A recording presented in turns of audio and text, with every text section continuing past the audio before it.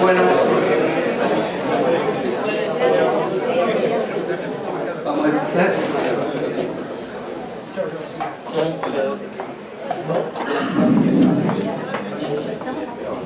Bueno, lo mío hoy va a ser bastante corto,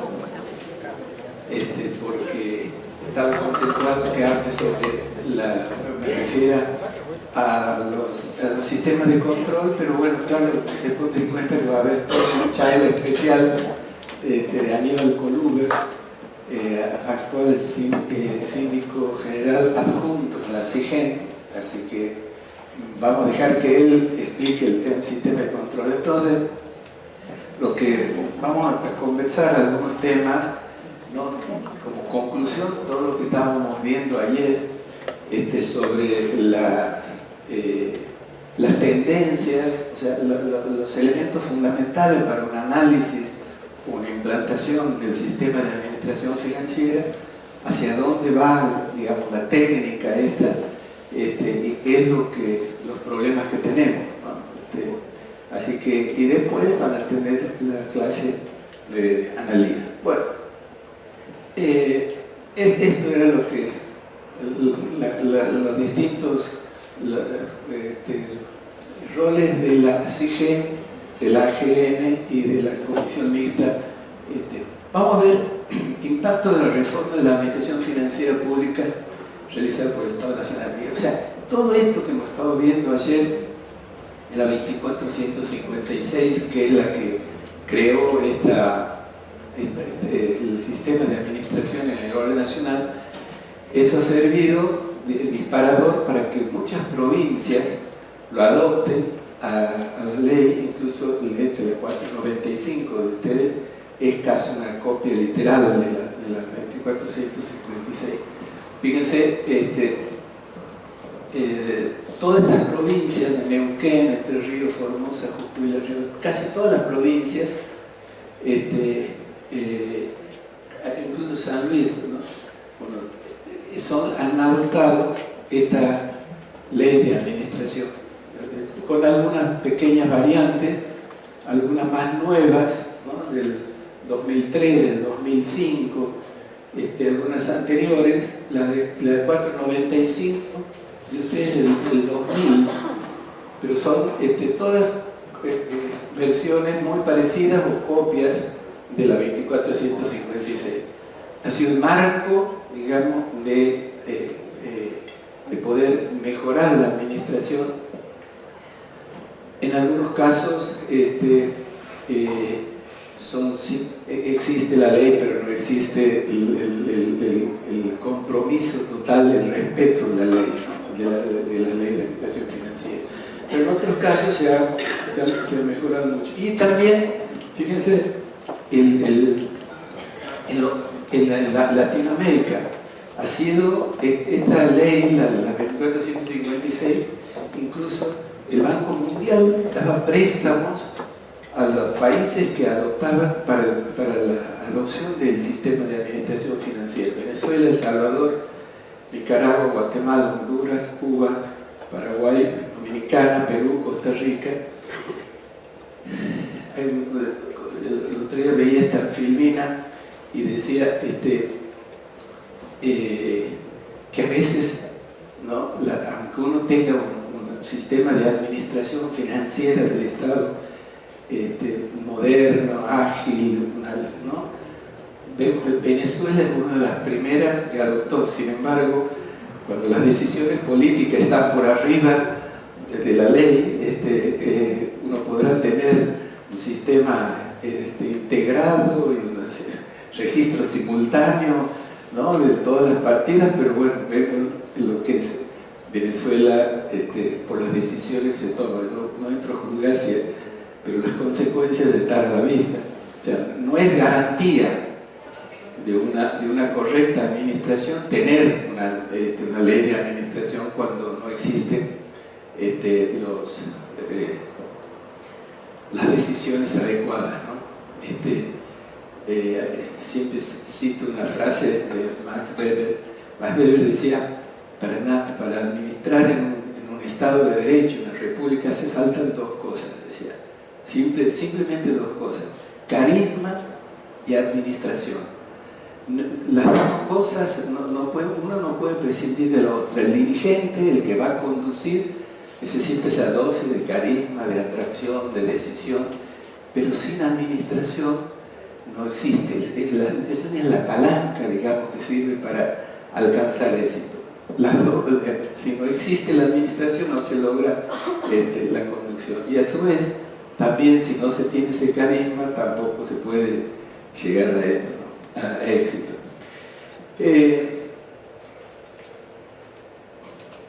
Bueno, sin duda la armonización y no me acuerdo qué dice aquí, de las cuentas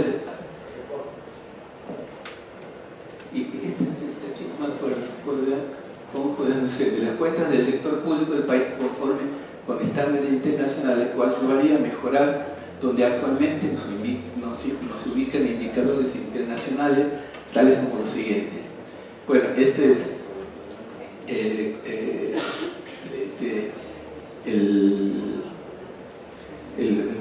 que publica el Fondo Monetario, el World Economic View, después el índice de percepción de la corrupción y la clasificación económica 2016 por los demás. Además, constituye un requisito esencial ingresar a la OECD.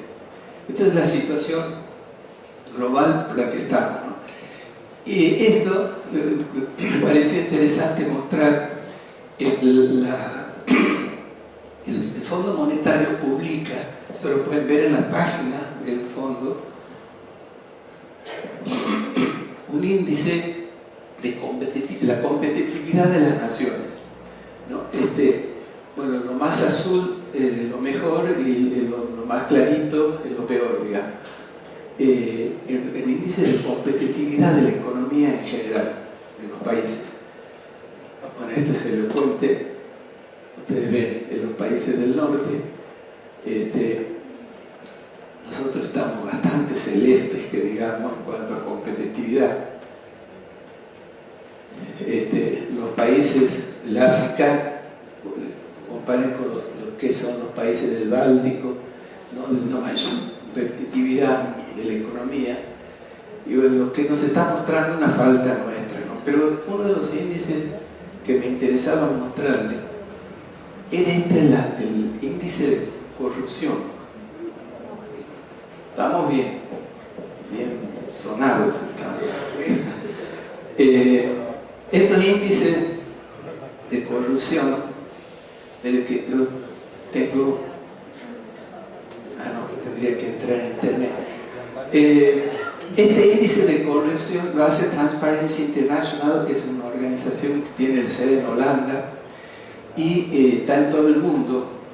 El sistema del índice, entren, que es interesante para amargarse, digamos. Porque, o sea, si ustedes quieren ver, si pudiera entrar en internet lo veríamos más grande. Bueno, si no, ya lo voy a explicar. Transparencia es una organización que mide, a ver. ¿Tiene internet? Quiero ver entrar en internet. ¿Tiene? ¿Tiene? Sí, un segundito. Tengan paciencia.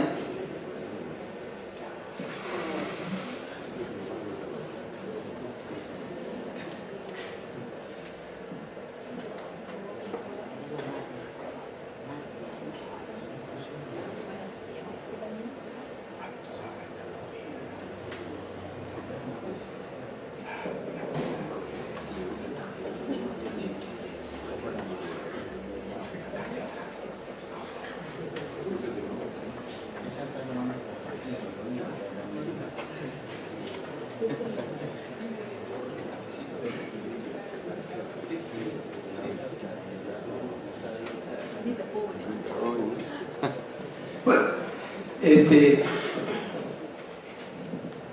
el primero,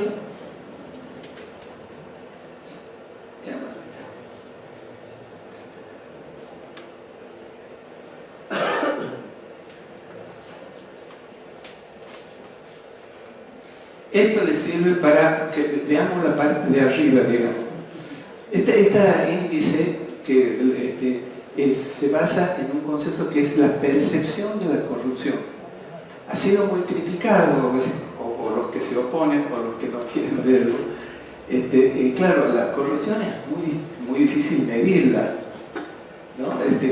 ¿Cuánto de corrupción? ¿Qué monto de corrupción? Salvo nuestro país, que por ahí se está estableciendo alguna medida de la corrupción, o las consecuencias de la corrupción como hemos tenido en nuestro país. Pero como es en otros países es muy difícil esto, o no se da de la forma brutal que se ha dado aquí, ¿no? Entonces esta organización lo que hace es medir la sensación de corrupción que hay en los países. Entonces, para esto, ellos vienen a un país y entrevistan a funcionarios, empleados, empresarios. En general, hay un representante incluso de esta organización de Transparency en el país, y en función de esas opiniones se establece un índice, ¿no? Un índice se mide en 180 países del mundo, y se va estableciendo un índice sobre la opinión sobre la educación, sobre distintos índices, ¿no? Y en función de eso se establece una escala dentro de los países. Fíjense esto, así lo vamos a ver más grande.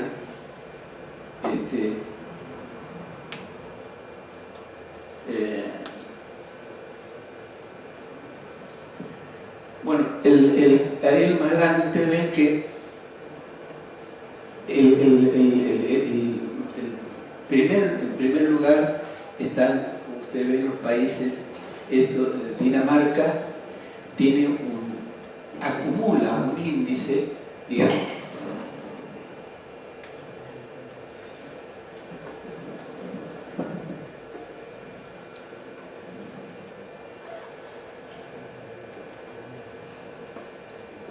la falta de costumbre de los micrófonos y las cámaras. Acumula un índice de 90, está en primer lugar Dinamarca, Nueva Zelanda, Finlandia, todos los países del Báltico, ¿no? que tienen, son los más bajos. Aquí todo esto es con relación a años anteriores, ¿no? Cómo se ha comportado con relación a años anteriores. Por ejemplo,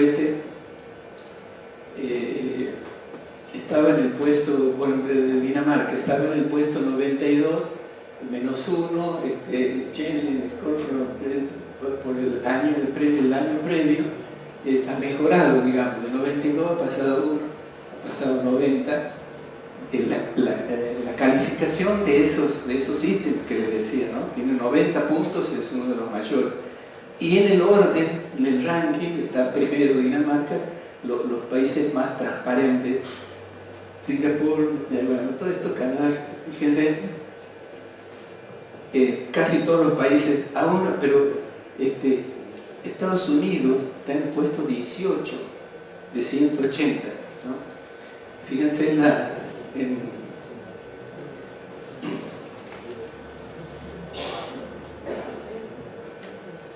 bueno, Uruguay está en el puesto 21. Después siguen otros, Estonia. Fíjense, Uruguay está mejor que países de Europa, como Francia.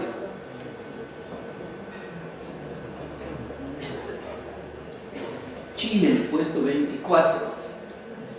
Bueno, nosotros estamos un poquito más lejos, ¿no? Estamos en la B, sigue sin aparecer, ahí aparecimos. No, el 80 y pico ya. 83, 97, ¿verdad? Aquí está, en el puesto 95. Entonces estamos en la mitad de la tabla. De 180 en el puesto 95. Pero fíjense, Colombia para los países de la región, ¿no? O sea, todos estos están antes que nosotros, en mejores condiciones que nosotros. Y después de esto aparece, bueno, El Salvador, Kosovo, ¿no? Vietnam, Bolivia, el puesto 113. Todo, fíjense, bueno, los países, Honduras 123, México 123,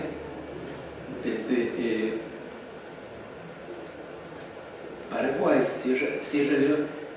Quería mostrarles, bueno, el peor de todos es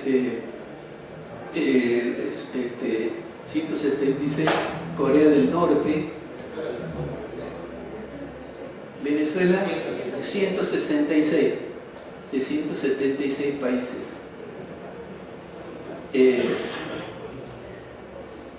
Haití 159.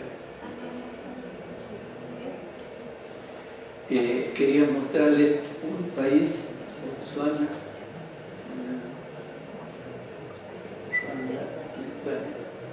Cabo Verde, Botswana, este país, porque ahora lo vamos a ver en una cosa. Cuando uno ve, ¿no?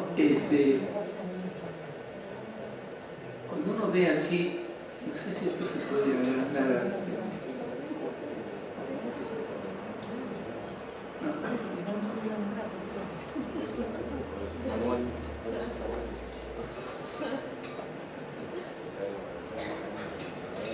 Fíjese, cuando uno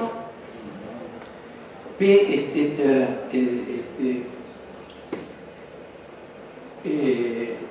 este mapa, ¿no? Fíjense que lo mejor que nosotros aparece Chile, Uruguay, bueno, todos los países del norte, Australia, allá Japón y todos los países del Báltico como mucho más transparentes, ¿no? Pero aquí aparece en África esta cosa amarilla, esta puntita, esta es Botswana, un caso extraño en África, rodeado de los países más corruptos, ¿no? Creo que este es Sierra Leona. Diré, yo por mi trabajo estuve en Nigeria, ¿no? En el año 2000, enero, febrero del 2002. Nos invitaron, bueno, de Naciones Unidas invitaron, pero con una triste misión me fui a explicar lo que no se debe hacer, digamos, ¿no? El gobierno, habíamos entrado en default en el 2001 y el Banco Central de Nigeria estaba en un proceso de entrar en el Club de París, se estaban arreglando y nos invitaron, bueno, fui en ese momento y vi lo que es la corrupción en esos países, porque digamos, el nivel nuestro, por lo menos tenemos un nivel de PBI per cápita, tenemos una riqueza mayor para distribuir. Si ustedes vieran lo que son esos países, Nigeria que me tocó ver ahí, la capital es Abuya, se llama, la miseria y la corrupción en esos países duele más, digamos, ¿no? De ver. Pero vuelvo al tema de Botswana. ¿Y por qué me insiste en este tema?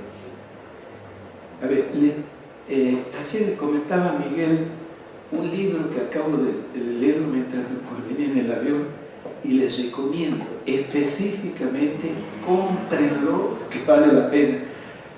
Se llama ¿Por qué fracasan los países? De Acemoglu es el autor.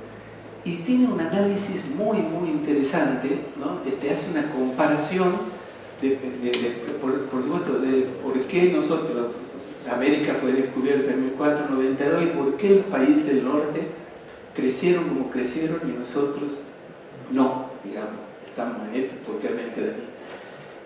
Pero no hay un análisis, no el análisis clásico de ese, de ser, ¿no? Ese histórico, de que todo el mundo se complotó contra nosotros. No, este es un análisis que yo de solo ver los comentarios de ese libro, la primera parte del libro, todos los premios Nobel de Economía que opinan sobre ese libro, porque llega a una conclusión muy interesante. No hace el análisis primero del complot contra, ¿no?, de los países explotados por los países, por el imperialismo, sino hace un análisis muy interesante sobre el tema de las instituciones. Entonces, esto es desde una corriente nueva que se llama neoinstitucionalismo, que podemos ver en San Andrés tenemos eso, que dice, mire, el problema es el respeto a las instituciones. Entonces, empieza, fíjense esto, ¿no? Me acuerdo del libro, y comienza haciendo un análisis de un pueblo que está en el límite entre Estados Unidos y México, que se llama Nogales. Entonces, el pueblo está dividido por un alambrado, simplemente para marcar, no se puede pasar de uno a otro, pero para marcar la división, se llama Nogales. Entonces dice el libro si uno mira hacia el norte, Nogales al norte, dice, ve un orden, el nivel de educación, la asistencia a la escuela, actos de violencia, deserción escolar, índice de salud mucho mejor, que es hacia el norte, Nogales, Arizona. Y cuando uno ve hacia el sur, digamos, es Arizona, Nogales, Sonora, la parte de México. Hay una enorme cantidad de delincuencia, violencia enorme, la deserción escolar tremenda. Entonces se pregunta a esta gente, las teorías muchas veces que hacen este tipo de análisis dicen, no, bueno, esto se debe también a la religión, ustedes han escuchado eso, que no, la religión, los protestantes eran más severos, otros dicen, no, el clima también ha favorecido el desarrollo. Bueno, todas estas versiones, o los accidentes geográficos también, tratan de explicar distintas cosas. Bueno, esta gente, Acemoglu y Robinson, le explica y dice, mire, no es así. Este pueblo, Nogales, es la misma gente, dice, son parientes, tíos, abuelos, que se han criado ahí, porque este es un pueblo que era de México y después a Estados Unidos, en la guerra que tuvo con México, que le sacó un montón de tierra, quedó en la mitad de la frontera. Entonces, dice, y la misma gente, el mismo origen, el mismo clima, la misma... ¿cuál es ¿por qué es uno y otro? Por las instituciones, por las reglas de juego, el respeto a las reglas de juego. En el lado de Estados Unidos, la gente, hay un ejercicio de la democracia, la gente elige el alcalde y si no le gusta lo raja a los 2 años o 3 años. Hay incentivos a que hay sistemas de premios, hay incentivos a que los innovadores, a que la gente que tenga inquietudes pueda hacer su negocio. Hay bueno, toda una serie de medidas que hacen que la gente en ese sector prospere. Mientras tanto en México, digamos, están la misma gente, parientes, todas las mismas condiciones en el atraso. ¿Por qué? Porque el Estado no existe, se borró de ese sector, existen las mafias, existe el descontrol, y como eso, como ese caso que así arranca el libro, digamos, el caso de Nogales, va analizando muchos países, ¿no? Por supuesto nos toca a nosotros también, contando los momentos de corrupción de la Argentina y sobre todo las interrupciones militares en la Argentina que significaron, además del horror, de la represión, digamos, en la última dictadura fundamentalmente, ¿no? El daño económico y social que dejaron las dictaduras en nuestro país, ¿no? Cuando veamos un poco el crédito público vamos a ver también desde ese punto de vista lo que significó la dictadura. Pero bueno, esta gente hace referencia a eso. Y vino ¿por qué vino? Porque hace un análisis de Botsuana, por eso me acordé de este libro, que les recomiendo, vale la pena, es medio grande, y yo lo leo en el iPad, pero es mucho más cómodo para leerlo, porque es un libro grande, pero vale la pena. Egipto, fíjense, Egipto de ser ancestralmente un desarrollo de la época del faraón, entonces llegar a la pobreza de hoy, ¿no? ¿Por qué esos países llegaron a esto? Bueno, fueron decisiones equivocadas en su momento, políticas equivocadas, ¿no? Que cambiaron la historia del país. Bueno, y analiza casos de África, ¿no? Cuando, disculpen que insista sobre este tema, pero realmente es un libro atrapante porque, por ejemplo, en África, ¿no? El colonialismo inglés en África fue muy cruel, muy duro, ¿verdad? Las películas y todo lo demás, tremendo, se cuentan cosas tremendas, a pesar de ser el país motor de la economía del mundo, ¿no? Ya en 1680, la Revolución Inglesa, que transformó el país, y la Revolución Industrial que se dio después en 1700, a pesar de todo eso, el colonialismo inglés, cuando se expandió por el África fundamentalmente, fue muy cruel, muy duro. Entonces, en el libro cuenta incluso, por ejemplo, ¿no? Cómo la producción de diamantes. ¿Ustedes se acuerdan de la película Diamantes de Sangre? Bueno, cómo los gobiernos corruptos se aliaban a sectores productivos, no sectores productivos, digamos, de piratas que aprovecharon eso y hundieron a esos países en la miseria. Botsuana tenía, por esas cosas, fíjense, por esas cosas de la historia, las tribus, porque en el África eran todas tribus. Hago un paréntesis aparte. Cuando estuvimos en Nigeria, bueno, nos recibe el ministro de Economía, y dice, bueno, en la noche nos invitan a comer. Y dice, bueno, vamos a tener una muestra de baile. Este grupo de baile de mi tribu. Él perteneció a una tribu de Nigeria y se sentía orgulloso. Y en Nigeria había 200 tribus. Lo unifica el inglés, pero cada uno tiene su idioma, todo, ¿no? 200 tribus. En Botsuana, la tribu gobernante, la tribu que tenía ahí, tuvo siempre un jefe que se llama, no me acuerdo, un jefe que tuvo desde su origen, ¿no? digamos, la decisión de hacer participar a la tribu en las decisiones, ¿no? Entonces votaban, fíjense, estamos hablando de 1700, votaban, participaban, incluso si no les gustaba el jefe, lo cambiaban. Una tribu, así como uno la ve en las películas, ¿no? Y eso fue creando una cultura dentro de ese país, digamos, que no se llamaba así. Después, recién tuvieron la independencia en 1966, ahora, digamos, cuando ustedes no era mi proyecto todavía, pero en el 66, del siglo pasado, en el año 66, cuando ellos se independizan, este país era uno de los países más pobres del mundo.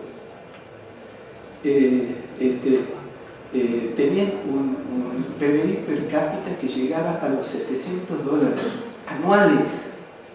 $700, lo que era uno de los países más pobres del mundo. Hoy tienen un nivel de ingresos que se calcula más o menos en 30.000 millones. Desde el 66 hasta ahora. ¿No? ¿Por qué? Porque cuando se independizaron, los tipos tenían toda una cultura, una tradición del respeto a la democracia, del respeto a las instituciones, cuando en el año 70, ahora, digamos, descubren la existencia de diamantes ¿Qué hizo? No fue los sectores, aparecían los piratas, era el Estado de Botsuana el que se hizo cargo de la producción y comercialización de los diamantes. Y bueno, eso le llevó prosperidad, le llevó al pueblo que hoy tiene. Bueno, por eso aparece de esta manera, ¿no? Amarillo. Y nosotros que tenemos, que somos independientes desde 1810, estamos en rojo. Y por los últimos antecedentes vamos a seguir rojo carmín, si se quiere. Vamos a seguir por unos cuantos años en ese triste color, ¿no? Les sugiero, entren a la página de transparencia, hay un lugarcito que les dice si se quiere anotar, ¿no? Entonces se registra y les llega semanalmente, mensualmente, cuando hay las noticias de las principales descubrimientos de transparencia del mundo. Entonces uno se va enterando de cosas que obviamente no alegran el espíritu, como diría alguien, pero alivian de decir no somos los únicos. Más de muchos no son los únicos, lamentablemente. Pero existe esto, de solo ver este mapa, uno ve que la corrupción es una mancha muy grande, ¿no? que avanza muchísimo. En todos los países de América Latina, salvo Chile y Uruguay, Venezuela, y todos los países del África, no hay ningún país salvo ellos que tengan esto. España mismo, fíjense, no tiene el color amarillo que tienen estos países.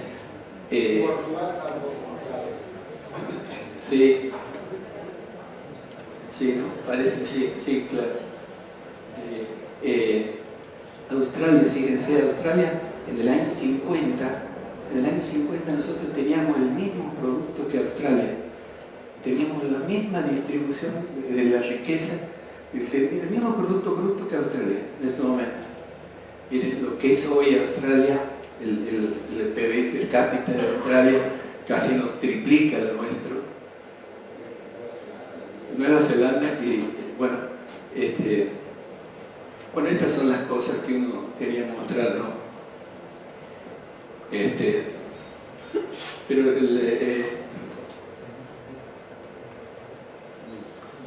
bueno, sí, con otros colores, pero el mismo drama, ¿no? Por eso yo decía 85, porque este es de un año anterior. 85, Argentina subió, o sea, subió en la calificación, no mejoró, digamos, su condición, sino subió, porque la percepción de corrupción obviamente es mayor, ¿no? Bueno, ahora, ¿cómo se traduce lo anterior en la vida cotidiana?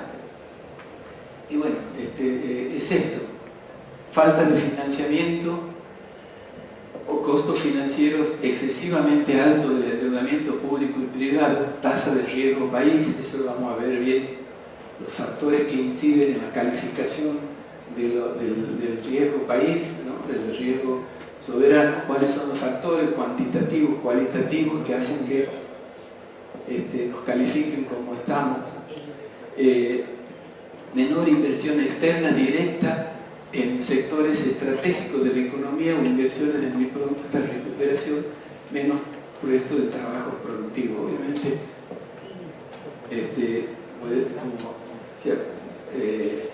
si uno saca, a ver, en el ejercicio, no, me viene a la memoria, la vez pasada estaba dictando una charla sobre el tema de la deuda, el tema del crédito público y de los mercados, a raíz de todas estas reacciones de los mercados. Y por ahí uno no sabe, en las charlas al público, esto era en la CIGEN, que estaba bastante, hay gente, sectores que están muy politizados. Y claro, se paró un muchacho y me dice: mire, profesor, lo que pasa es que usted tiene un lenguaje demasiado liberal, a los mercados no existen. Ah, no existen, mire, qué descubrimiento, los mercados no existen. Entonces, mire, le voy a poner un solo ejemplo, lo que es lo que se llama la aversión al riesgo. Si usted saca hoy en Kini 6 100 millones de pesos y le dicen compre bonos, mire, tengo unos bonos en Zimbabue, en África, que están pagando el 18%, y tiene un bono en Estados Unidos que está pagando el 3%. ¿Cuál va? ¿Va a Zimbabue? ¿Va a Zimbabue? Porque no, uno va a donde haya menos riesgo. Ese es el mercado está formado, sí, no son los pobres infelices que tenemos por ahí un ahorrito y tenemos un plazo fijo de 20.000 pesos.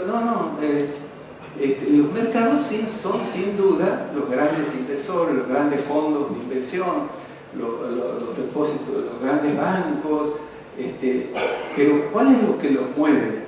Si lo que ellos necesitan es ganar plata, no los mueve la persecución a la Argentina ni la persecución a esto, no, van donde está plata. Cuando se produjo el default en el 2001, en diciembre del 2001, uno pensaba que no volvemos a los mercados de capitales nunca más.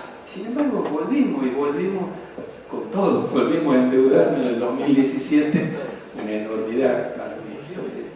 Ya lo vamos a ver. ¿Por qué? Porque el mercado, mi amigo, no es otra cosa que la gente que busca colocar su plata. Y hay normas que regulan, y hay formas.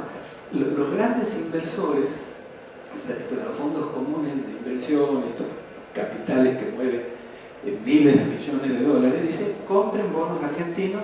Hay gente que está estudiando y dice, compren bonos argentinos. Ahora, ante el primer atisbo de algún problema político, se rajan. Vamos a ver algunas tablas, ¿no? Índices, por ejemplo, el ENVI, las medidas que produce el JP Morgan, que establece el riesgo, ¿no? Cómo impactan los problemas políticos en ese índice, y uno ve las tablas. Por ejemplo, el año 92.000, cuando renuncia el Chacho Álvarez, ¿se acuerdan ustedes? Algunos todavía eran muy chiquitos. Cómo impacta, ¿no?, la suba, por lo que, claro, aparecen en las pantallas de Reuters, de todas esas pantallas del movimiento financiero de los mercados en el mundo, aparece, renunció el vicepresidente de la Argentina, o más actual. Cristina ganó las elecciones en el 2011, o en la crisis del campo en el 2008. Fíjense, cuando la crisis del campo se dispara el riesgo país, una enormidad. ¿Por qué? Porque la gente dice, no, corre riesgo, corre riesgo, venda. No saben bien dónde está la Argentina, pero ustedes saben que han puesto un montón de plata, y que si hay una decisión política, como renunciar a un vicepresidente por algo, entonces las consecuencias pueden ser vendan. Entonces todo el mundo se desprende de los bonos y sube el riesgo país, ellos lo califican de esa manera. Bueno, mi amigo, ese es el mercado. Ese es el mercado. Y en eso estamos. Entonces uno tiene... Argentina decidió pertenecer, digamos, entre comillas, a ese mundo. Al mundo del capitalismo, al mundo financiero.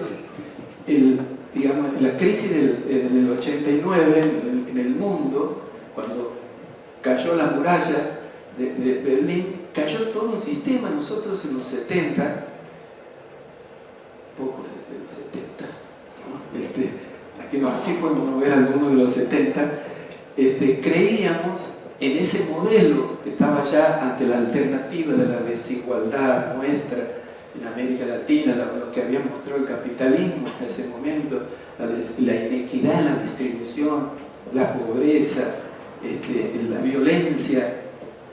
Peleábamos por ese mundo que estaba al otro lado y que prometía una vida mejor, que era más allá de la cortina, ¿es así? Que era el mundo del socialismo. Todo eso se derrumbó. En el 89 fue una de las crisis más grandes, que nosotros no la vivimos porque estábamos muy lejos, pero fue la crisis, la caída de un sistema y no existe nada. No es que de ahí surgieron muchos autores, Fukuyama famoso, hablaba del fin de la historia. No se produjo el fin de la historia porque aún el capitalismo sigue mostrando inequidades, diferencia, la distribución de la riqueza. El otro día, no sé si han visto, sale en los diarios cómo se va agrandando la brecha entre los que menos tienen y los que más tienen en el mundo. En el mundo, a pesar que hay países que han achicado esa diferencia dentro del país, pero en el mundo, el 1% de la población del mundo, estos multimillonarios, tienen la misma riqueza que el 20% de todos los países del mundo. Entonces el capitalismo ha mostrado toda esta diferencia, pero cayó el otro mundo. Entonces si uno, discúlpenme que uno entre en estas cosas, pero si el mundo, Argentina eligió pertenecer a esto y no hay otra alternativa, entonces aguantémonos, hagamos las cosas como nos piden.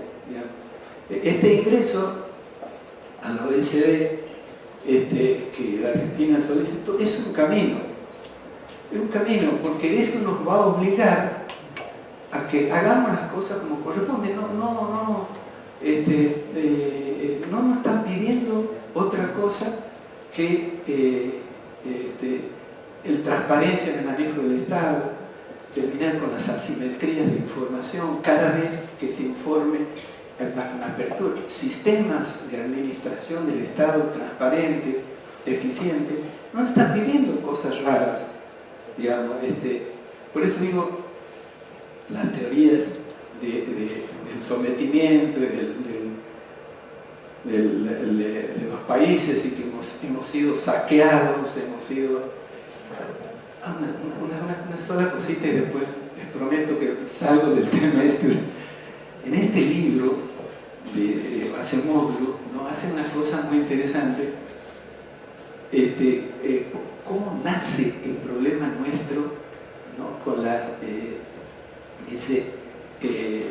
en España, en la época del descubrimiento, después de la posterior colonización, había una institución que se llamaba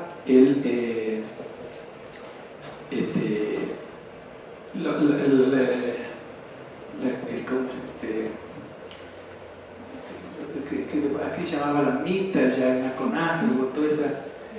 La encomienda. Había una institución, la encomienda, donde algún dueño de tierra contrataba a gente y cuando vinieron aquí a la Argentina, América, no venían angelitos del Señor de España, venían tremenda gente y implantaron esto a los que, fíjense, primero llegaron a Buenos Aires, a lo que es Buenos Aires hoy, y encontraron ahí una tribus guerreras, y al frente en Uruguay estaban los querandíes y esto que lo comieron a Juan Díaz de Solís, esa es la historia. Tuvieron que alejarse, vinieron otros y ¿qué hicieron? Como veían la hostilidad, aparte no había plata, no había oro, no había nada, era pobreza. ¿Qué hicieron? Empezaron a remontar el río de la Plata y llegaron a descubrir una tribu arriba que eran los guaraníes, que eran más amistosos, que los recibieron, le hicieron todo un festejo a los españoles.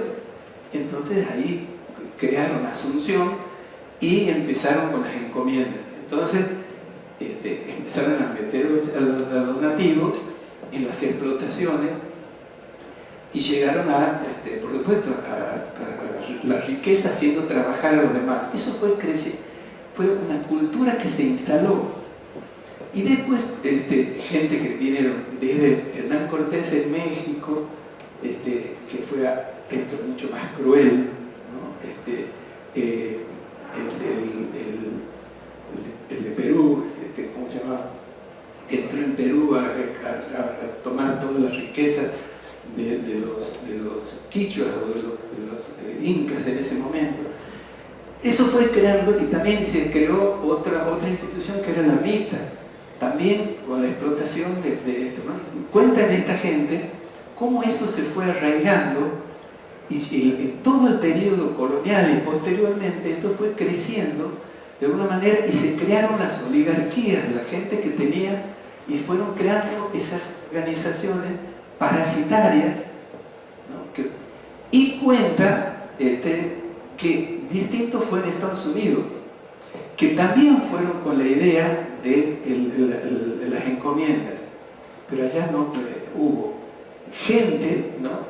Que los mismos nativos que se apartaron y no les aceptaron la incorporación, no la aceptaron, y toda una historia de las primeras colonias españolas e inglesas en el norte en Estados Unidos, en lo que es ahora Estados Unidos, y cómo la reacción de los nativos no les permitió. Jamestown se llamaba la primera colonia.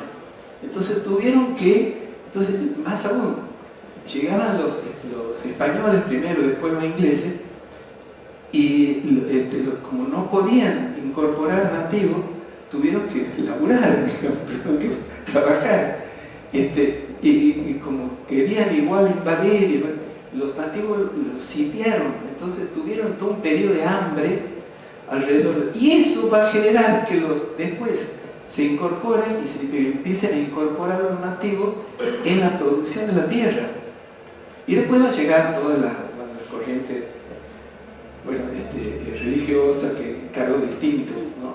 Pero bueno, lo que quiero decir, con esto cierro esta parte,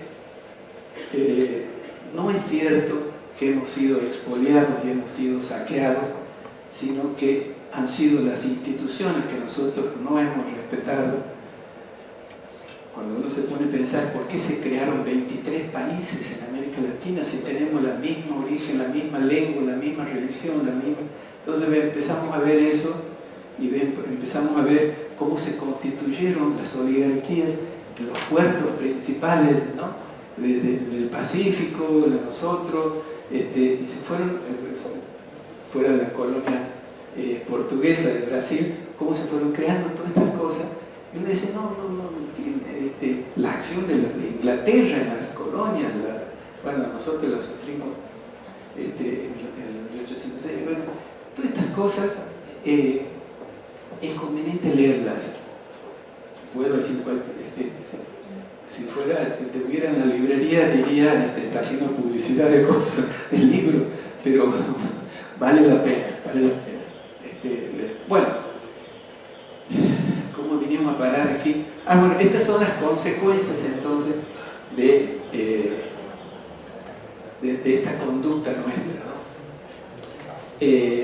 Argentina en el camino, bueno, algunos pasos positivos recientes. Ley que aprueba el régimen federal de responsabilidad fiscal del 25, que fue creada en el 2004 y reformada por la 27420 y pico, y entró en vigencia el 2 del 1 del 18. Esta vuelve a crear una serie de limitaciones a la conducta de las provincias, algunas provincias que tuvieron, por ejemplo, el tema de deuda, ¿no? Los que están deben conocer el sistema la coparticipación federal. Coparticipación federal, antes, me acuerdo, cuando me tocó estar del otro lado del mostrador en Santiago, la coparticipación se distribuía de acuerdo a las presiones políticas. Entonces yo le decía al gobernador, mire, estamos el día 20 y todavía no llegó la plata para pagar el sueldo. Entonces el gobernador hablaba a Buenos Aires y le decía, bueno, está bien, te mandamos, pero que tus legisladores voten tal cosa. Así se manejaba. Hasta que en el año 2002 la coparticipación se hizo automática, ¿no? Todo el sistema bancario colecta todos los impuestos nacionales coparticipables, y eso entra al Banco Nación y el Banco Nación automáticamente distribuye entre las provincias, ¿no? Automáticamente no interviene más nadie, ahí todos son sistemas y máquinas que distribuyen de acuerdo a lo que dice el porcentaje. Bueno, eso fue una excelente medida política que terminó con una de las herramientas políticas de presión, pero se transformó a su vez en una excelente también garantía para endeudarse.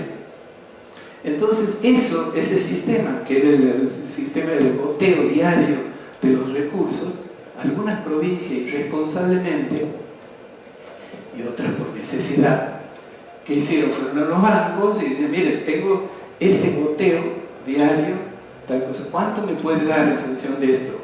Es como si ustedes fueran a pedirme. Entonces empezó un proceso de endeudamiento muy grande en las provincias, garantizado por esto, pero que además los bancos no les pedían que garanticen con eso, sino que les cedían el derecho a la coparticipación y les daban el préstamo, y los bancos iban al Banco Nación y le decían, mire, usted le da un préstamo a Catamarca, a mí me tocó justo analizar. Bueno, a partir de ahora, toda la coparticipación que le llegue a Catamarca me la pasa a mí. Ese era los bancos. Hasta que yo le diga basta. Entonces, porque incluso las fórmulas de intereses eran polinómicas, difíciles, no hubo nunca manera de llevarles un sistema de control de las deudas. Bueno, esto hizo que se tratara de poner orden, digamos, de alguna manera, porque si bien por nosotros en la Argentina, por la organización social, por la estructura que tenemos, cada estado, el Estado Nacional, no es garante de las deudas de las provincias se endeudan por su cuenta, salvo las deudas con el Banco Mundial, el BID, la CAF, la Corporación de Fomento, todas esas deudas que pueden contraer las provincias. La Nación es responsable en última instancia. ¿Por qué? Porque la Nación es la socia del BID, del Banco Mundial, es la Nación la socia. Entonces, en el caso de incumplimiento, es lo único que la Nación respalda a la provincia. Pero en el caso de títulos, por ejemplo, como aquí, es la provincia la que respalda con sus recursos. Entonces, volviendo a este tema, la 25917, primero en el 2004, y ahora reformada después de una larga negociación por Frigerio, puso una serie de reglas fiscales, ¿no? Que ayer hablábamos de la necesidad de reglas fiscales como límites a ciertas acciones de las provincias, ¿no? Que otra vez vuelven a poner un límite al endeudamiento que es bien laxo, no es una cuestión tremenda, porque hay provincias que se endeudaron nuevamente, pero en forma más ordenada, digamos, ¿no? Y ahora, también en esa ley se establecía la obligación de bajar impuestos en una escala, ¿no? Se comprometían las provincias a bajar impuestos. A raíz de esta discusión del presupuesto 2019, voy a contar después, como se está negociando también, las provincias no quieren que, bueno, si el gobierno les pide a las provincias que paguen gastos, que se hagan cargo de gastos, la provincia dice, sí, bueno, pero no me obligues a bajar los impuestos, porque entonces se está negociando modificar nuevamente la ley para permitirles a las provincias que no bajen los impuestos, sobre todo ingresos brutos, los impuestos que son la principal fuente de ingresos de la provincia. Entonces, este tipo de leyes, que son muy positivas, por supuesto, estableciendo las reglas fiscales, en nuestro país estamos ahí, no se sabe cuánta vigencia tiene.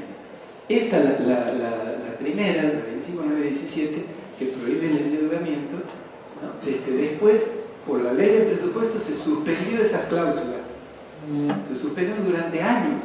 ¿Por qué? Porque las provincias necesitaban endeudarse. Bueno, está bien, entonces se votaba y se ponía un artículo en la ley de presupuesto, se suspende el total, inciso tal, la 25917, años estuvo suspendido.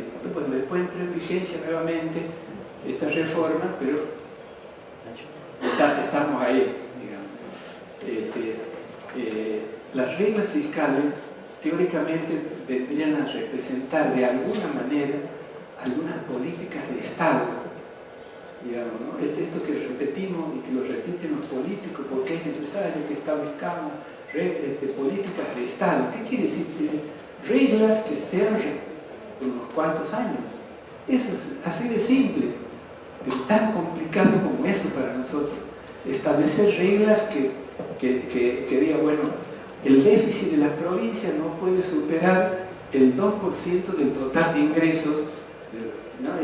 Bueno, eso, la inestabilidad nuestra, la falta de previsión, hace que de aquí a 2 o 3 años eso tenga que ser revisado. O compromisos,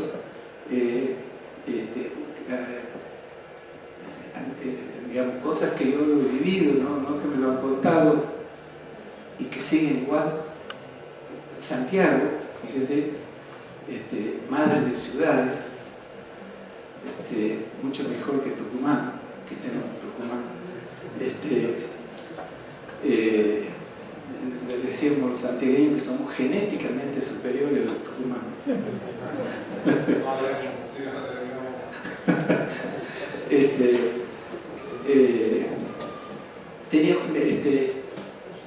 Santiago, por ejemplo, es una provincia sin déficit. Ahora Tucumán también está sin déficit, provincia equilibrada.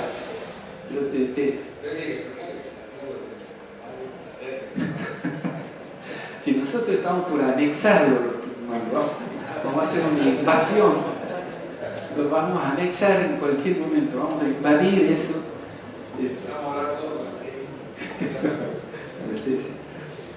Como decía, bueno,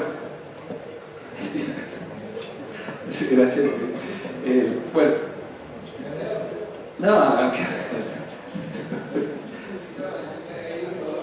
así, no sé si han escuchado hace poco circular una cosa que le entrevistan a un santiagueño. Esas son infamias que inventan los tucumanos, ¿no? Pero lo entrevistan a un santiagueño y le dicen, el periodista porteño, le dice, queremos ver, dice, cómo es la vida del santiagueño, estamos viendo el norte. Bueno, dice, ¿y cómo es la vida del santiagueño? Bueno, dice, nosotros levantamos 9 de la mañana, levantamos un desayuno, ya se hace las 10, 10:30, y vamos a comprar unas cositas, y bueno, después se hacen las 11, nos ponemos a cocinar, comemos 12:30, 1, no muy tarde porque hay que dormir la siesta. Entonces después comemos y tipo 2 de la tarde nos acostamos, dormimos a la siesta. Y ya nos levantamos a las 6. Y sí, no, eso es cierto. Y nos levantamos a las 6 y bueno, ya uno ve un rato de televisión. Después vamos a comprar una cosita para la noche, para la cena. Y después, 8:30, 9 nos ponemos a cocinar. Y bueno, le comemos y está ya de las 10. Y le dice la periodista, pero ¿y el trabajo? ¿En qué tiempo? ¿En qué tiempo? No queda tiempo. Claro, pobre gente, ¿cómo va a andar trabajando? No, eso de la siesta, es cierto, ¿no? Yo, en el barrio donde yo vivía, tenía un médico amigo y me decía, che, fulanito, un vecino, ese me pidió pastillas para dormir la siesta. Claro, pero esto es cierto. Claro, salía del trabajo, salía a la 1:30, 2 de la tarde y dormía la siesta. Y claro, lo normal es dormir media hora, 1 hora. Y este chavo, hasta las 6 de la tarde, ahí vuelven a abrir los negocios y los estudios a las 6:30, 7 de la tarde. El estudio te abre a las 7 de la tarde. ¿Qué iba a hacer desde las 2 de la tarde que tenía que comer hasta esa hora? Quería Valium. Pero esos son infantes. Este último es cierto, porque contó. Pero, volviendo al tema, vamos a ponernos serios. Es una economía equilibrada. Son los sueldos más bajos del país, pero está equilibrado. Entonces uno puede discutir, ¿está bien que sea así? No sé, pero está equilibrado. Si ustedes ven, entran en la página, no hay, más aún tienen plazo fijo. Santiago tiene inversión financiera, año tras año, tiene inversión financiera, paga los sueldos perfectos, todo.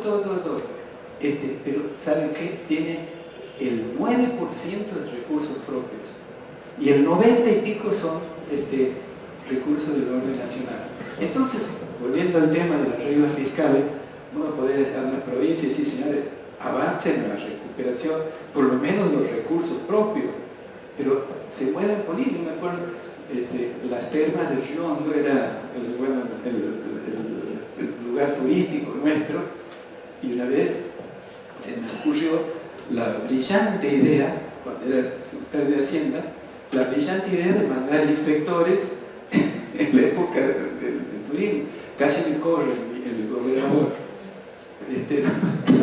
¿Cómo vas a mandar inspectores? Esa es la gente que nos pone plata para la campaña, para el partido. Y vos mandas inspectores ahí justo en junio, julio, pleno invierno en las termas de Río Hondo. Entonces vengan de vuelta, suban y vuelvan urgente. Pero estas son las cosas que a veces, esto lo vemos a diario, ¿no?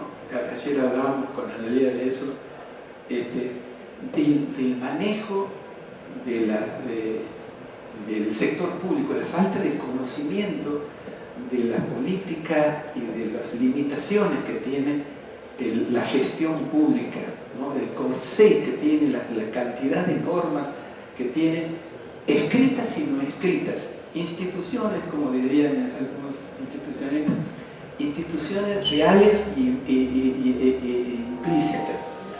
Perdón. Instituciones reales, ¿no? y algunas implícitas como esto.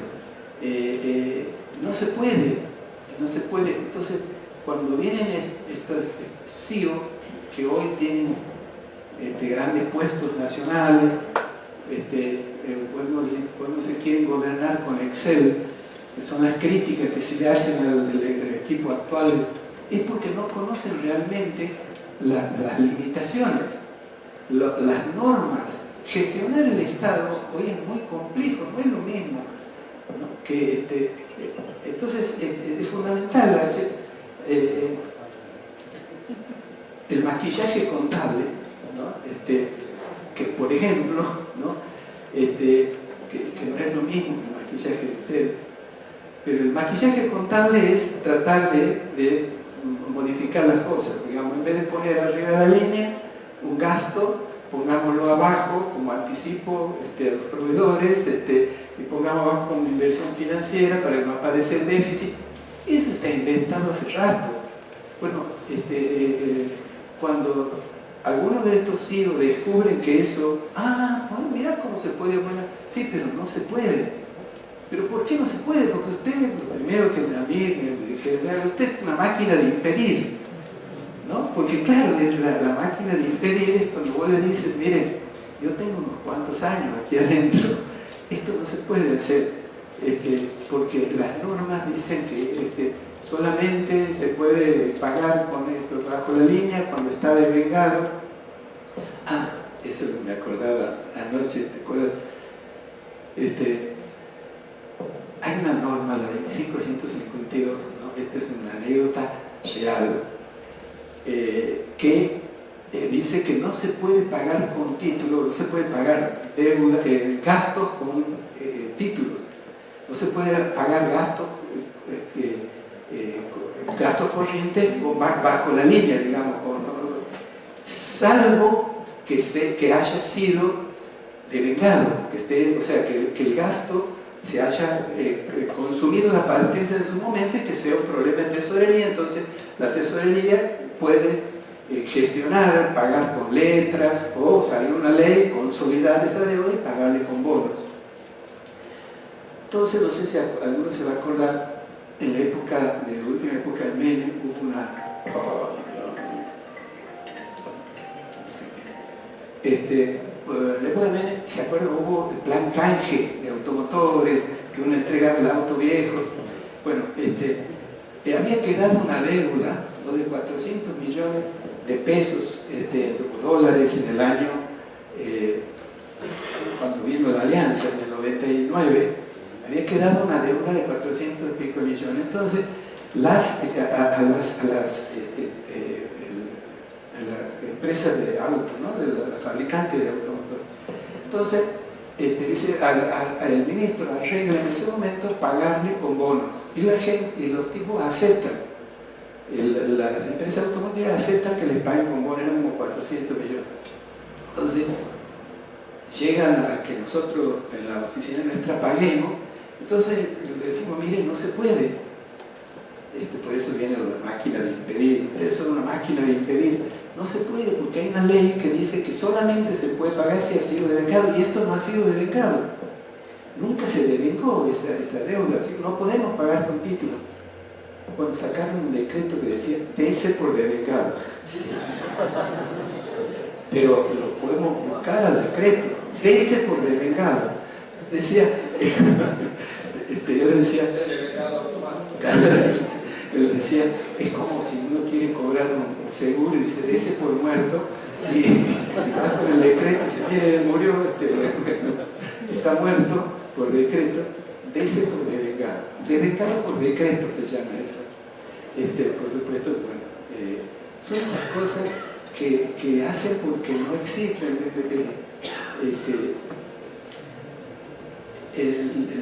Lo que decíamos ayer, digamos, creen que se puede hacer todo lo que la ley no prohíbe, pero esto prohíbe la ley. Entonces quieren hacer en el Estado algo que la ley ya contempló, pero por una razón técnica, porque obviamente no se puede, bueno, todo lo mismo del devengado y todo lo demás. Otro de los algunos pasos positivos, ¿no? La ley que aprueba el derecho al acceso a la información pública, la 27275 del 2016. Antes, esto de la época de Kirchner había sacado un decreto, el 1172 del 2003, por decreto, que todas las organizaciones tenían que brindar la información que les fuera requerida. Así decía el decreto. Bueno, nunca se cumplió efectivamente esto. Lo dicen los periodistas y todo lo demás. Bueno, se lo puso por ley. La 27275 es un gran paso adelante, porque ahora cualquiera puede pedir información cuando uno precisa, ¿no? Y han nacido organismos como Chequeado. ¿Ha visto esa? No sé si ustedes han visto.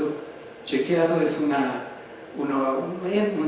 ente, una ONG que se encarga de chequear lo que afirman los políticos, los técnicos en los debates. O sea, chequean los disparates y las cosas serias que dicen, ¿no? Y tienen distintas bases. Nosotros en ASAP tuvimos que poner la gente que esté permanentemente respondiendo a las consultas de chequeado. porque dicen, mira, el diputado por San Luis dijo que el incremento de tal cosa significa, o la partida presupuestaria, entonces, como ASAP tiene la información, dicen, no, mire, no es así. Entonces salen los diarios, dijo un disparate, bueno, no en esos términos, pero sí, bueno, esto es muy importante, hoy es muy difícil macanear. Cuando uno va a macanear ante un micrófono, en Buenos Aires se cuidan mucho, porque al otro día está apareciendo la desmentida. Por ejemplo, si usted ve, nadie resiste mal chivo, un carpetazo.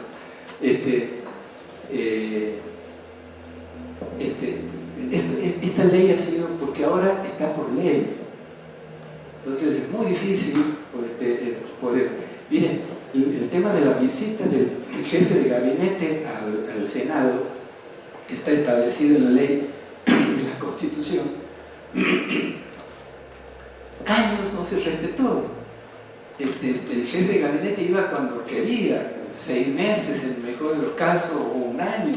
En el último periodo, años que no iba el jefe de gabinete. Bueno, este gobierno decidió que vaya.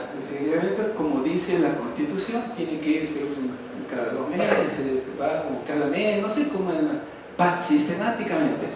Ahora, mientras tanto, todos los sectores, todos los congresistas que quieren hacerle preguntas para que les respondan la próxima vez, mandan toda una nómina de preguntas y todo el sector, todas las oficinas están para responder, ¿no?, las preguntas para que llegue el jefe de gabinete, allá para que ponga la cara, digamos, y le peguen allá al jefe de gabinete. Bueno, eso es una cosa que se ha avanzado muchísimo.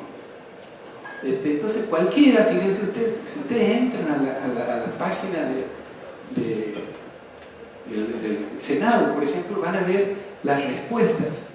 Y ahí, por supuesto, están todas las chicanas, ¿no?, que, ojo, está bien que sea así. El gobierno tiene minoría parlamentaria y es importante que en la democracia se juegue de esta manera. Para eso está, digamos, la Cámara, para recibir respuestas, preguntar, decir que... Y este es el juego de la democracia y este es el Estado de Derecho, digamos. Donde había una de las patas que falló mucho, que es la justicia, ¿no? Otra del poder, el otro poder, los 3 poderes tuvieron sus grandes fallas. Pues es hora que se empiece a corregir la cosa. La justicia empezó a dar algunas señales, la delegación brutal que hizo el Congreso hacia el Poder Ejecutivo, de todo el manejo de la deuda, desde la crisis del 2001 para adelante, todas esas leyes que crearon, cediendo, delegando facultades del Poder Ejecutivo, del Poder Legislativo. Bueno, todo eso tiene que comenzar a revertirse. Tenemos que pasar a ser un país serio. Fíjense, bueno, con esto el tratado de la Organización de Cooperación y Desarrollo Económico, que agrupa a los principales países del mundo, la OECD, ¿no?, representa una oportunidad para el mejoramiento de las políticas públicas argentinas y para una mayor inserción del país en la escena global. Por ese motivo la Argentina está cumpliendo los pasos necesarios para profundizar su participación en esta organización. Esto es una manera de decir, Argentina eligió pertenecer a esto, bueno, a remangarse, porque las exigencias son muchísimas, ¿no? La transparencia, son pasos interesantes. Y fíjense, quería, lo que dije recién del Poder Legislativo, ¿no? Se creó la Oficina de Presupuesto del Congreso el fin del año pasado. En el 2016 se creó una cosa que fue impulsada por Lapina, el jefe de gabinete de diputados, Juan Manuel Laval Medina, que era senador saliente, Bocio, varios de ellos que impulsaron la creación de la Oficina Oficina de Presupuesto del Congreso. ¿Qué significaba eso? Es un paso enorme. Assad, sobre todo Marco Macron, durante 30 años ha vivido peleando para crear esa oficina de presupuesto. Es una copia, digamos, de la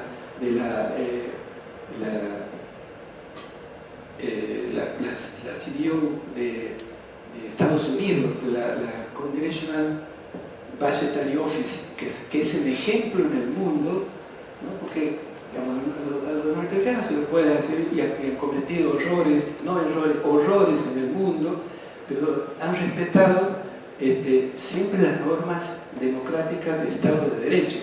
Así también dan como presidente a un Bush, a un Trump, digamos, ¿no? Sí, claro, pero ahí hay, claro, son intereses muy grandes, pero bueno, esa oficina del presupuesto está llamado a cubrir una necesidad fundamental, la asimetría de información entre los representantes del pueblo, digamos, y el Poder Ejecutivo. ¿Por qué? Porque el Poder Ejecutivo elaboraba la propuesta de ley de presupuesto y lo mandaba al Congreso. Le mandaba al Congreso y iban allí el representante de la Oficina Nacional de Presupuesto, iban los de deuda pública, iban a respaldarlo al ministro, al secretario, y claro, ¿qué va a hacer el Poder Legislativo? Y algún senador que entiende más o menos puede decirle, oiga, ¿cómo van a hacer? ¿Aumentan los subsidios? ¿No aumentan los subsidios? ¿Le vamos a aumentar? O al sumo, nosotros íbamos por la deuda pública, oiga, ¿y cuándo? 2 o 3, o en la comisión, se discutía, entre comillas, no se discutía mucho, se discutía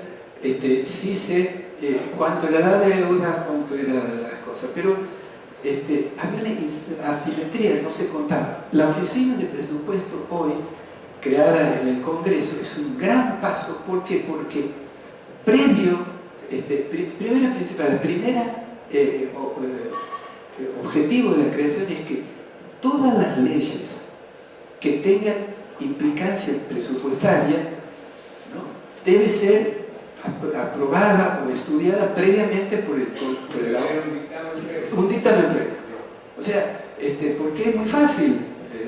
Vamos a darle un subsidio a los rengos de tal lado, tenemos que darle porque es un premio. Pues está bien, ¿cuánto es? Bueno, había que ir a preguntarle al Poder Ejecutivo cuánto era, ¿no? Entonces, ahora... Sí, vinculante, sí. No puede, sí, por supuesto, en el Congreso, si después la mayoría decide, esto es una oficina perteneciente al Congreso, pero no es definitivo, me refiero, si después se aprueba con una determinada, pasar por arriba de eso, ¿no?, a la observación, se la puede hacer.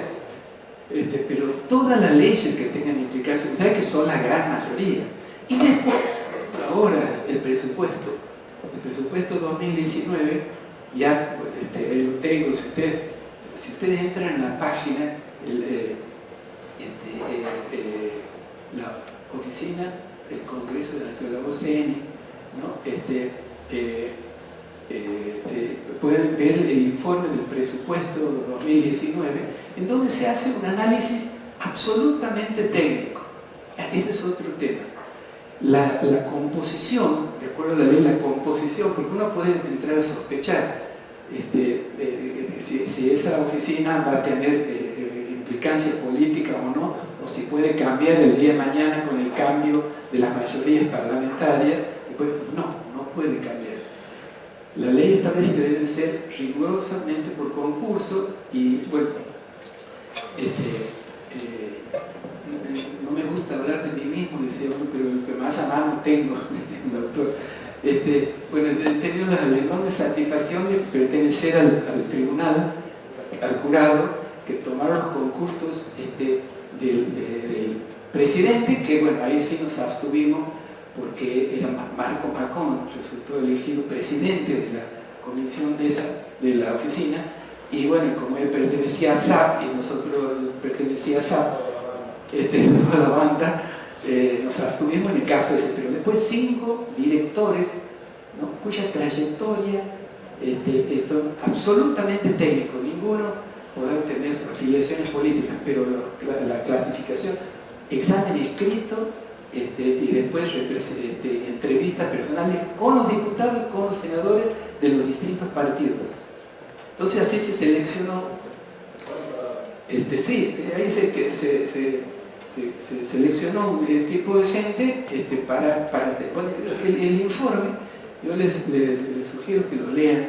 Fíjense, ¿no?, el presupuesto 2016, ¿no?, que están discutiendo mucho si es viable el presupuesto 2019 por los parámetros macroeconómicos que supone, el dólar que va a pasar a los 40 pesos, supone una inflación de 30%, ¿ven, no? Entonces lo que están discutiendo es eso. Entonces la oficina de presupuesto no puede plegarse y hacer proyecciones.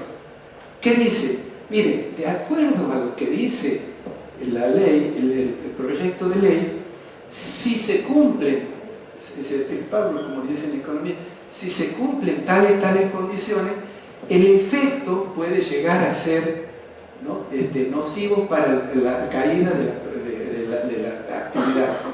Si se cumplen esto, o sea, no es lo mismo decir esto se va a pasar. En una hipótesis simple, las condiciones que propone la ley, por eso digo, es un gran avance, porque ahora cualquier diputado, cualquier diputado, el momento que quiera conocer qué es lo que dice el presupuesto de tal cosa, va y le pregunta, va a la oficina y dice, mire, políticas sociales, todo lo que es los subsidios, el inciso 5, digamos, que hay un aumento, una disminución, en qué sector, cuáles son los subsidios, todo eso está en la oficina, para eso está la oficina de presupuesto. Bueno, eso es, digamos, un gran avance enorme, que ojalá se consolide y que siga. Es muy difícil volver atrás de este tipo de cosas, ¿no? Ya habla mismo de la 2456, hay cosas, decía Oscar Orlac, decía un gran politólogo nuestro, autor de todas las cosas más interesantes, hablaba de quemar las naves, leyes que signifiquen quemar las naves, es decir, no volver atrás, por aquella cosa de Hernán Cortés. Hay leyes como la 2450 y como esta del Congreso, de las que ya no se puede volver atrás, ni qué gobernante va a poder decir el día de mañana, no, mire, vamos a relativizar la oficina nacional, la oficina de presupuesto del Congreso, el presidente la va a elegir el partido gobernante, ¿no? Entonces hay cosas que no se pueden volver, son pasos muy importantes. Bueno, pero el sistema, fíjense, bueno, este es el detalle: visión de la administración pública por sistemas y procesos de digitalización, gestión por resultados, planes estratégicos institucionales. ¿Hacia dónde vamos, no? Sistema presupuestario público como elemento básico del Estado de Derecho y de la vida republicana. Sistema de cuentas públicas armonizado. Esto es lo que nosotros hablábamos ayer, ¿no? La necesidad de un sistema de cuentas públicas armonizado de acuerdo con estándares internacionales y que todos lleguemos a tener, nación, provincias y municipios, tenemos que llegar a tener, expresar con las mismas cuentas presupuestarias, los mismos clasificadores, las mismas cuentas contables. Control interno basado en costos-beneficios. Ese es un tema muy lindo que seguro lo va a tocar Aníbal Coluber, ¿no? Sobre el cambio de mentalidad necesario también en los órganos de control, ¿no? Que no vayan a ver solamente el resultado, ¿no? Si el sellado, si la licitación tiene sellado, si no está, si no ver, prometieron una campaña de vacunación de 15.000 chicos y terminaron con, bueno, todo esto es hacia dónde tenemos que ir, ¿no? Sistema de rendición de cuentas al Congreso de la sociedad basado en resultados obtenidos y recursos utilizados. que hablábamos de la cuenta de inversión, programas de evaluación de calidad basado en satisfacción de ciudadanos ante la promoción pública. Hoy, se imaginan hoy con la tecnología que hay, son elementos muy fáciles de obtener el impacto de políticas sociales, ¿no? Si uno tiene una campaña de distribución de alimentos, de leche para los chicos, es muy fácil, desde cualquier lugar, desde cualquier ciber, aunque ya no hay tantos ciber, pero todo el mundo tiene hoy una PC, un hijo, una cosa que pueda, con un simple, usted decir si está de acuerdo o no está de acuerdo, lo recibió bien o no lo recibió. Ese impacto, ¿no? de la recepción de las políticas públicas es cada vez más fácil. Es cuestión de implementarlo. Generación de información contable, fiscal, económica, oportuna, confiable y comprensible.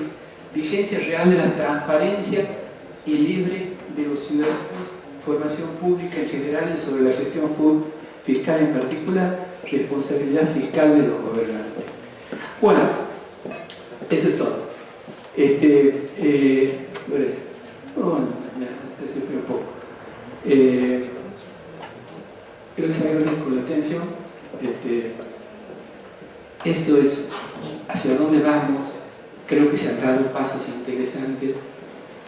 Los que estén en el sector público provincial, es necesario cada uno generar esto, porque están manejando cosas de otros, están manejando cosas que no les pertenecen. Entonces hay que hacerlo con la mayor transparencia, con la mayor buena voluntad del trabajo, tratando de poner eficiencia y tratando de que las acciones del Estado, las intervenciones, que ustedes son simples elementos de la intervención del Estado, sea de la mejor manera posible. Bueno, muchas gracias.